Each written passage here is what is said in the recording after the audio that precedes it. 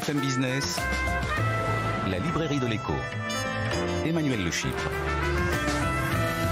Bienvenue dans la librairie de l'écho, l'émission de BFM Business qui vous offre chaque semaine le meilleur de la littérature économique. Alors évidemment, pas d'émission sur les livres sans auteur, ils seront nos invités dans la première partie de l'émission. Et puis vous retrouverez nos critiques attitrés, Jean-Marc Daniel, Christian Chavagneux, pour un débat enflammé autour de David Ricardo. Et puis vous retrouverez ensuite nos chroniqueurs, Benaouda Abdelhaim avec sa moisson d'études glanées dans le monde entier, notre bibliothécaire Alexandra Paget, qui nous rappellera un grand événement historique en Allemagne. Et puis n'oubliez pas évidemment nos réseaux sociaux, Instagram, Twitter, Facebook, LinkedIn, YouTube. On est partout de plus en plus. Si vous voulez le programme, si vous voulez la référence de tous les livres dont nous parlons dans l'émission, allez-y sur nos réseaux sociaux. On démarre tout de suite avec nos auteurs.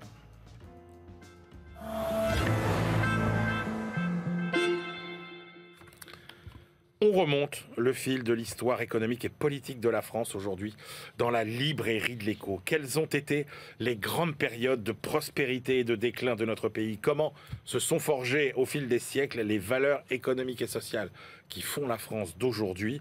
Pourquoi la France est-elle à la fois si semblable et si différente de ses voisins? Pourquoi cette passion pour l'égalité qu'on ne retrouve nulle part ailleurs? Réponse avec nos deux invités. Jacques Mistral, bonjour. Bonjour. Jacques, alors j'ai tout mis sur votre CV, vous allez voir, il y en a peut-être trop. Vous êtes économiste, vous avez enseigné à Sciences Po, à Polytechnique, vous avez été le conseiller économique de Michel Rocard à Matignon, puis de Laurent Fabius, ensuite au ministère de l'économie. Vous avez été le conseiller financier à l'ambassade de France à Washington. Vous avez dirigé les études économiques de l'IFRI et vous publiez Économie et politique en France de la Gaule romaine à 1789 aux éditions NRF Gallimard. Il y aura bien entendu une suite, Jacques Mistral. Un tome 2. Prévu pour quand? D'ici le temps que je l'écrive. Ah ouais, donc c'est pas tout de suite. Ah, c'est pas tout de suite. C'est pas tout de suite. Erwan Lenant, bonjour. Bonjour. Erwan, vous êtes consultant, vous êtes essayiste, vous êtes membre de la Fondapol et vous publiez L'obsession égalitaire. Comment la lutte pour les inégalités produit l'injustice? C'est aux éditions de la Cité. Alors on va remonter le fil de l'histoire. Donc Jacques Mistral, on commence avec vous. Vous commencez votre livre sur un paradoxe qui est celui qui vous surprend. Vous dites finalement, quand on regarde l'Europe, d'un côté, on a 2000 ans de convergence entre des peuples disparates. Et c'est vrai que finalement, cette convergence vers un modèle d'état de droit démocratique qui respecte la vie privée, les libertés publiques, capitalisme, est quand même assez époustouflant. Et puis de l'autre, vous dites, mais comment se fait-il en même temps qu'il reste autant de différences entre les 27 pays qui font aujourd'hui l'Europe, parce que ils ont tous des différences, c'est 27 démocraties différentes, 27 politiques sociales différentes, 27 rapports entre la religion et les autorités différents. Bref, voilà, on a ce paradoxe européen aujourd'hui. Oui, c'est un excellent résumé. L'objectif que je poursuis est double. Il consiste effectivement à tâcher de résoudre cette énigme, qui n'est pas une énigme proprement française, même s'il arrive qu'on mette en cause les Gaulois et leur très bien connus pour expliquer certaines particularités de la France aujourd'hui.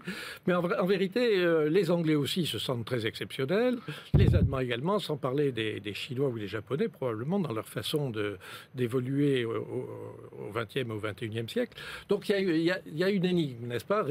Tâcher de remonter assez loin dans les profondeurs des chocs économiques et des aléas politiques qui se sont succédés, des mouvements intellectuels, des mouvements idéologiques et politiques, pour comprendre comment nous sommes français aujourd'hui. Alors, effectivement, on comprend bien que chaque pays, à un moment, s'est retrouvé devant une bifurcation et que tout le monde a choisi des chemins différents. Il se retrouve souvent devant des bifurcations. Oui, mais ce que vous dites, que j'ai trouvé passionnant, c'est qu'en fait, le cours de l'histoire se forge davantage avec les portes qui se referment, plutôt qu'avec les portes qu'on ouvre.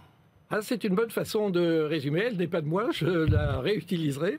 Mais effectivement, je suis persuadé que dans beaucoup de situations... Elle est dans votre livre, hein, Jacques Mistral. Pas aussi bien formulée, bon Emmanuel. Non, non. C'est mon boulot. Il faut bien que je serve à quelque chose. Voilà. Mais prenez par exemple, il y a quand même des portes qui s'ouvrent ou qui s'entrouvent. Ouais. Regardez, je passe beaucoup de temps à expliquer l'expérience financière et politique de John Law au début du XVIIIe siècle pour expliquer qu'en fait, John Law a donné un sursis de 60 ans à la monarchie absolue et que ça a donc été une porte qui aurait dû se fermer, celle après Louis XIV, et elle est restée entrouverte. Alors, je voudrais que vous répondiez à une question, Jacques Mistral, parce que vous avez été proche d'un homme politique français que les Français ont adoré, qui était Michel Rocard. Et on sait qu'il y avait une opposition fondamentale entre Michel Rocard et François Mitterrand, qui était un peu son ennemi en politique. On avait l'impression que Michel Rocard disait ce sont les forces économiques qui sont plus puissantes que les forces politiques, et que François Mitterrand disait le contraire, que c'était l'économie, c'était la politique qui était plus puissante que l'économie. Votre livre s'appelle Économie et politique. Au fil de l'histoire, qui avait raison finalement? Alors là, je ne suis pas, et je pense que le résumé n'est pas bon, parce qu'à propos de Mitterrand, de dire qu'il était... il s'intéressait, il considérait que c'était la politique, et ce qu'il a appelé à la fin de sa vie les forces vives de l'esprit, qui commandaient la providence d'une certaine manière, la nécessité. Et l'économie, effectivement, on l'a vu avec ses mouvements de balancier, ne comptait pour rien. En revanche, le résumé que vous avez donné de Michel Rocard en disant que l'économie comptait plus pour lui, ça c'est faux. Michel Rocard était aussi profondément socialiste, mais il faisait partie de cette histoire du socialisme français qui n'était pas gazdiste, comme on le dit, c'est-à-dire pas centralisatrice, réglementariste, doctrinaire, etc. Et donc il y avait chez lui toujours le sentiment que une politique bien réussie, c'était une politique qui se donnait les moyens économiques de réussir. Alors, Jacques Mistral, vous avez dit très justement au début qu'on fait beaucoup référence aux Gaulois dans notre histoire. Puisque votre livre s'arrête à 1789, qu'est-ce qui, à la veille de la Révolution, rend la France si différente de ses voisins? Ou pour poser la question autrement, à quoi la France doit-elle finalement ses spécificités? Qui ont été les plus marquants dans cet esprit français? Écoutez, après pas mal de travail, j'ai réussi à dégager deux idées assez simples à ce propos. Ouais. Parce que on peut se représenter la situation de la France en fait comme étant décalée par rapport à celle de l'Angleterre et du succès du parlementarisme et du capitalisme, mais décalée aussi par rapport à celle de l'Espagne des Bourbons qui va s'enfoncer dans l'obscurantisme clérical jusqu'à Franco. Donc c'est une voie moyenne et la spécificité française provient de deux facteurs. L'un, c'est la noblesse en France qui, contrairement à la noblesse anglaise, a systématiquement refusé jusqu'en 1830, jusqu'en 1848, de s'allier avec la bourgeoisie. Il n'y a jamais eu cette alliance des élites dirigeantes pour mixer l'économie et le politique.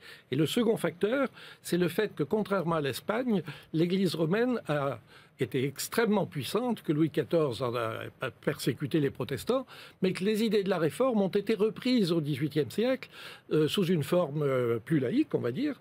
Mais il y a tout un courant de pensée qui a été extrêmement influent, de la réforme aux philosophes du XVIIIe siècle. Et donc c'est la conjugaison de ces deux facteurs, un socio-politique, un, disons, dans l'ordre des mentalités, qui explique notre position intermédiaire. Alors j'ai découvert dans votre livre, Jacques Mistral, ce que j'ignorais totalement, c'est que au début de chaque millénaire, il y a eu une formidable période de prospérité. C'est comme ça que vous décrivez, par exemple, l'époque de la Gaule romaine, entre moins 50 et 250, où vous dites c'était une période de prospérité formidable. Et puis vous dites, après l'an 1000 aussi, il y a 3 siècles bénis d'évolution. Bénis peut-être pas, mais de croissance. Oui, voilà, on va pas s'emballer. Mais où quand même le monde la France a considérablement évolué. Alors, pourquoi? Comment? Enfin, qu'est-ce qui explique à la fois ces périodes de prospérité et qu'est-ce qui a mis fin à ces périodes? Alors, il y a deux choses là aussi. Il y a d'une part une bonne concordance entre la dynamique économique potentielle et la dynamique politique qui encadre l'économie, évidemment. Donc, en Gaule romaine, ça a été le fait que sur le plan économique, la Gaule a pu s'inscrire dans le vaste ensemble du monde romain. et donc profiter de tous les atouts Une forme de construction européenne avant l'heure. De mondialisation, Emmanuel. C'était plus, ça allait au-delà ça allait jusqu'en Syrie. On retrouve les poteries de la Grove-Zinc, on les retrouve dans tout le bassin méditerranéen. Donc c'est absolument... et l'origine économique, c'est la productivité agricole. Alors les calculs d'économistes sont drôles, mais je dis, supposez une villa romaine qui produit 1 tonne de blé, 1,5% de gain de productivité par an, puisqu'on est sur BFM Business. Vous cumulez 0,5% de gain de productivité par an, c'est-à-dire 5 kilos sur 1 tonne, il suffit de balayer un peu mieux. Eh bien, au bout de 3 siècles, ça fait 4 tonnes de blé.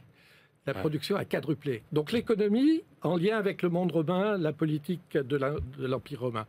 Et pour l'essor médiéval, c'est tout le contraire. C'est à ce moment-là le fait que dans le grand effondrement de l'Empire carolingien, il ne reste plus rien après Charlemagne. Il n'y a plus aucune organisation, plus d'économie, plus de pouvoir, plus de justice. Et ce qui renaît, c'est le seigneur, c'est la seigneurie.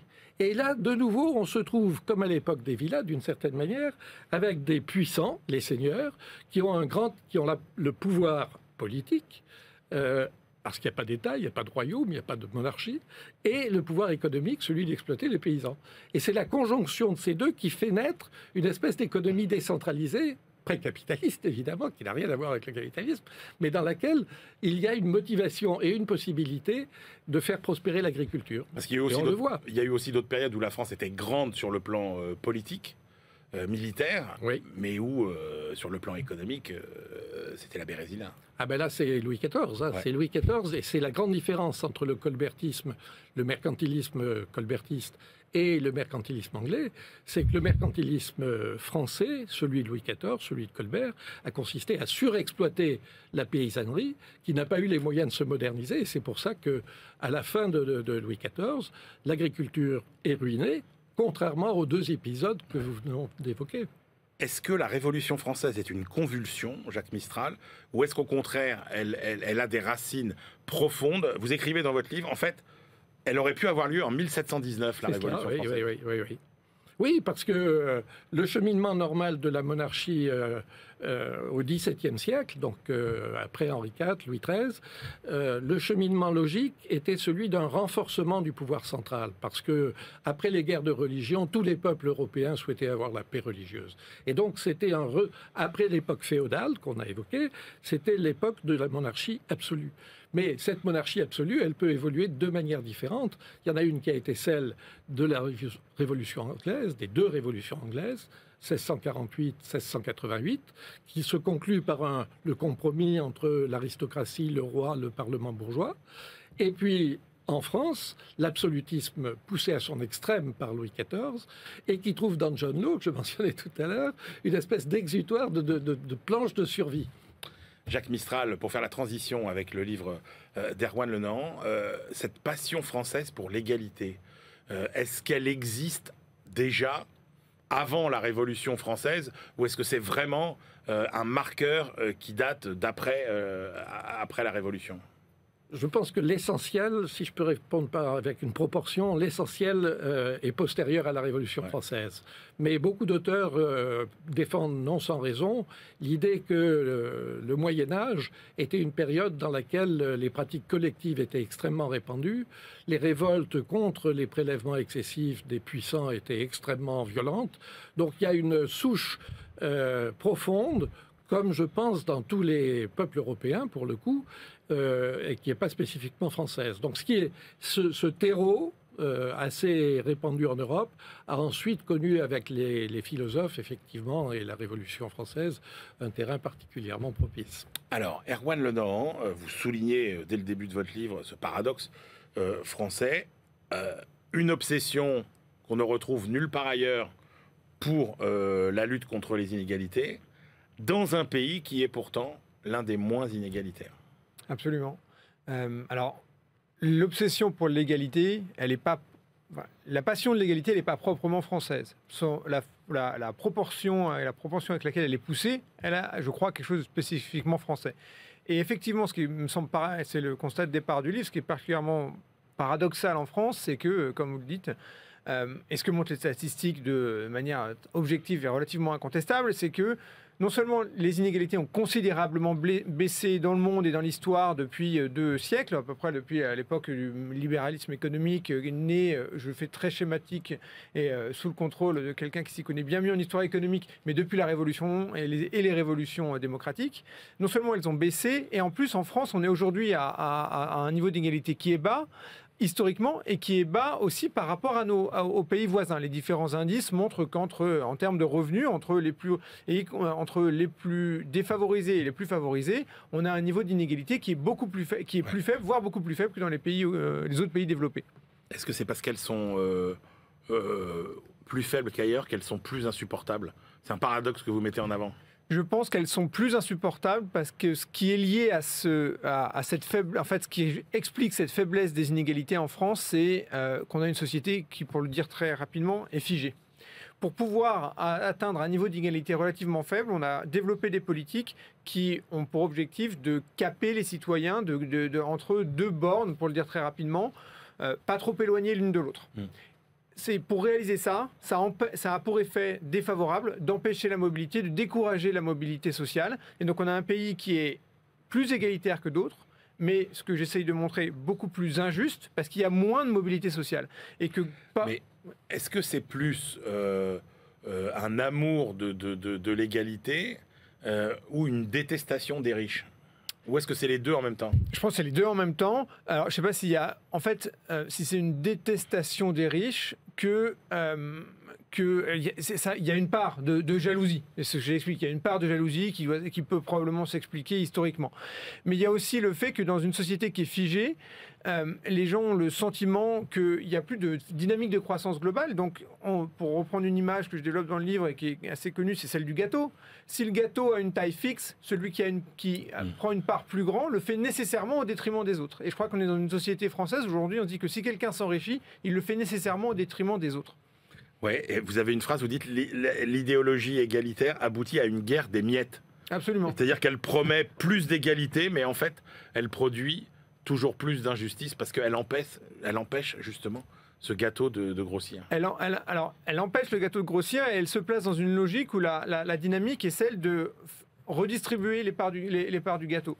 Et donc, quand en plus on est dans une phase où l'État arrive à un moment où il a en plus plus les moyens de redistribuer beaucoup, on se bat pour les miettes. Et donc, les politiques qui découlent, je crois, de cette vision très malthusienne de l'économie, c'est soit on limite le nombre de gens qui peuvent venir manger une part du gâteau, donc on a fait les pré-retraites à une époque, on limite l'immigration de travail, soit on fait des parts plus petites pour tout le monde. C'est ça, en fait, vous dites, en voulant limiter le nombre de riches, la politique de lutte contre les inégalités a ce côté statique. Alors vous dites effectivement, il vaut mieux en France que Paul touche 25 et Louise 30, plutôt que Paul 35 et Louise 90.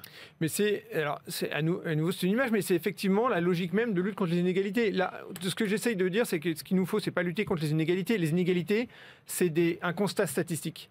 Et il peut y avoir des inégalités qui sont justifiées, d'autres qui ne le sont pas, et qui sont souvent des discriminations, ce qui est un peu différent.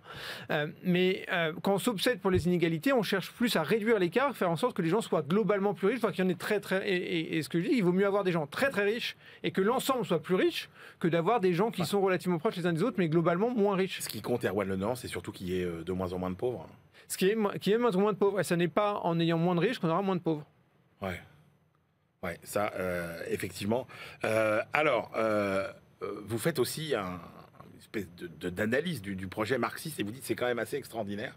C'est-à-dire qu'en gros, cette politique, finalement, cet objectif marxiste de l'égalité, et ce que vous appelez l'égalité des places, finalement, c'est une promesse qui est une offre politique toujours vivace dans beaucoup de pays, alors que, historiquement, ça n'a jamais été couronné de succès. Alors, l'égalité des places, l'expression n'est pas de moi. Hein, un certain nombre de doctrinaires de la gauche des années récentes, dans une tendance marxisante, qui est de dire que puisqu'on ne peut plus assurer l'égalité des chances, il faut assurer l'égalité des places. Et donc, c'est bien cette idée de dire qu'il faut que les gens soient tenus entre ces bornes.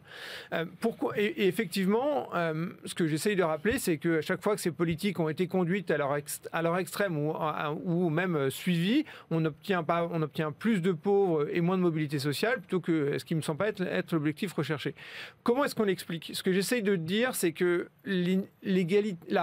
l'économie libérale et la société démocratique, elle est fondée sur la mobilité. Et donc ça ouvre des possibilités extraordinaires. Mais ça conduit aussi à faire peser sur les individus une responsabilité, je crois, beaucoup plus grande que dans les sociétés pré-démocratiques, où en gros votre sort était lié à la caste où vous naissiez, à l'ordre social où vous naissiez, aux décisions divines, enfin des éléments qui ne dépendaient pas de vous.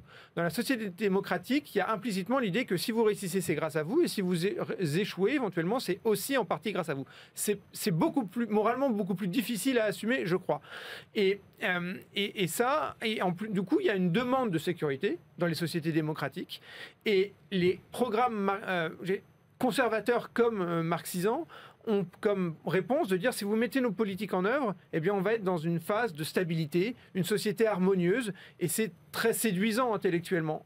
Ce que j'essaye de rappeler, c'est que en fait, ça ne peut pas marcher, ce n'est pas compatible avec une dynamique méritocratique et démocratique. Une société démocratique et libérale, c'est une société qui est profondément incertaine. Ça a des mauvais côtés, ou des conséquences négatives, mais ça a aussi des côtés extraordinaires en termes de richesse, d'opportunités, de créativité. Le résultat, Erwan Lenormand, c'est qu'il y a quand même beaucoup de confusion aujourd'hui dans les esprits entre, d'un côté, inégalité et discrimination, entre égalité et équité. Les nuances sont assez subtiles et malheureusement, elles ne sont pas souvent faites. Alors, elles ne sont pas souvent faites. J'essaye de le faire un peu dans le livre, mais je suis assez modeste sur les conséquences, sur l'effet qu'il aura sur les mentalités. Effectivement, je pense qu'on confond dans le discours général inégalité et injustice. On confond égalité et uniformité. On confond égalité de droit et égalité de fait.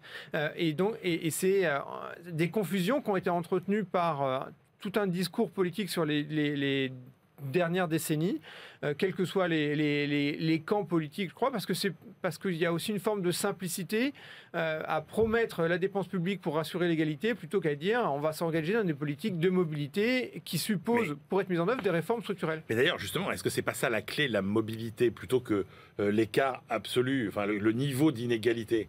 En fait, s'il y a cette mobilité, mais ce qu'il n'y a plus, ou de moins en moins, est-ce qu'il y a encore un sujet? Non, alors moi, l'une des raisons pour lesquelles j'ai voulu écrire ce livre, c'est que je suis de conviction libérale, donc très attaché aux questions sociales. Il me semble, certains diraient pourtant, mais moi c'est donc attaché aux questions sociales. Pour moi, le libéralisme, la société libérale, est ce qui doit permettre à chacun de s'accomplir et de réussir sa vie, pour le dire très rapidement. Et donc, elle suppose une forme de mobilité. Et donc, dès lors qu'on s'inscrit dans cette dynamique, les inégalités, ça n'est plus qu'un constat statistique. En fait, les inégalités ne deviennent insupportables que quand il n'y a plus de possibilité de mobilité. Exactement, parce qu'alors elles sont perçues comme des injustices, elles sont perçues comme immuables, parce que souvent elles sont, et les gens qui sont en bas de l'échelle sont convaincus qu'ils n'ont aucune chance d'avoir une forme de mobilité sociale ascendante. Alors, Jacques Mistral, vous qui avez penser la politique économique de la France au moment notamment où on a créé le RMI. Le RMI, qui était quand même une des plus grandes inventions sociales CSG, des 50 dernières années, la CSG. Et puis, vous avez été aussi... La des retraites. Oui, alors vous avez dit déjà qu'il y avait de quoi faire tomber des gouvernements pendant 30 ans. Non, mais c'est surtout que vous avez été aussi un très fin observateur de la société américaine quand vous étiez à Washington. Et donc, comment cette question des inégalités, j'ai envie de vous dire, pour nous spolier un peu le tome 2 de votre économie et politique en France, comment cette question des inégalités, vous la voyez aujourd'hui? Est-ce que vous considérez que, après qu'on ait longtemps dit que les inégalités c'était un moteur de la société, est-ce que oui, on a atteint des niveaux d'inégalité qui deviennent préjudiciables à la cohésion de la société ou pas? Pour le constat et pour la France, je suis d'accord avec ce que vient de dire Erwan Lenormand, c'est-à-dire que nous sommes une société dans laquelle et Hervé Lebras l'a très bien décrit dans un de ses derniers ouvrages, en mettant toutes les données sur la table. Nous sommes l'un des pays de l'OCDE les plus redistributifs, dans lequel les résultats de la redistribution sont les plus convaincants, et l'un de ceux dans lesquels la confiance dans le système redistributif est la plus faible. Ouais. Donc cherchez l'erreur. Ouais. Alors j'ai pris conscience de ça aux États-Unis, effectivement, pendant mon long séjour là-bas, et ce qui est très frappant, c'est qu'aux États-Unis, à un moment donné, j'ai vu simultanément une enquête dans laquelle il était expliqué que 10% des Américains pensaient être dans le 1% le plus riche et 25% étaient convaincus qu'ils le seraient une fois dans leur vie. Ouais. Voilà. En France, au même moment, il y avait une espèce de pessimisme sur les SDF.